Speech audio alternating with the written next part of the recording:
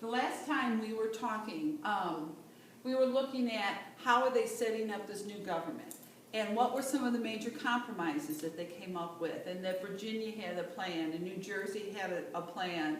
Connecticut pulled it together and came up with a great compromise. And then what do we do with slavery? How do we count slaves within the population and representatives? So we covered all that in the last video. But another conundrum, another situation that really needed to be looked at and worked out was, now that we've declared our independence from Great Britain, we won our independence, in the Treaty of Paris, we got all this information from all this land from Great Britain as a result of them losing the war. Well, now, how do we divide this land up? What do we do with this land? So there could be governments and there could be control over it. How are we going to set it up? And so the Congress divided a system for the land sales, for people to move out there, and for settlement.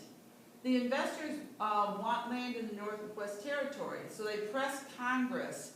How are we going to do this? There were people who had money, they wanted to buy land, they wanted to invest, and we got all this new land. What can we do?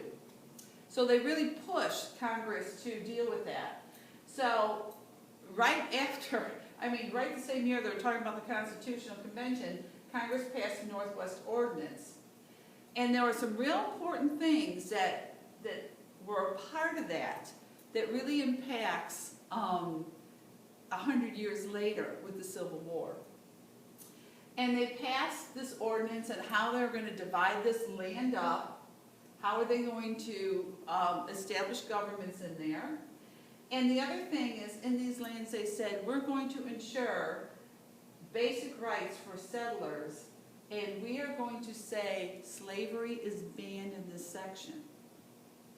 And so all of a sudden, at the very beginning of our Constitution, there's becoming a pushback against slavery. So here's a quick review. Write out the vocabulary words. There's a lot of them, and write them out. Those are the same ones from the list I've given you in class.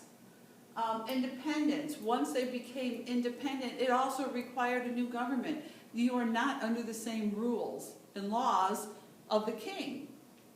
It's the same principle as you move out of the home you're in and you set up your own household. You don't live by the same rules that you lived when you lived under the authority of parents or a guardian. This is very similar with the United States. The state's primary concern initially when we declared our independence was they saw how the king had too much power. Their primary concern was, we need to ensure that that never happens again.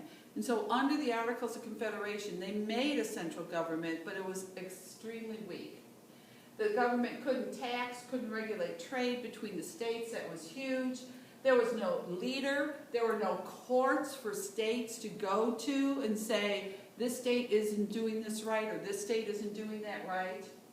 And so they really realized that the weak government didn't work, and it kind of came to a head with things like the government couldn't do anything about the poor economy. It did not have the power under the Articles of Confederation.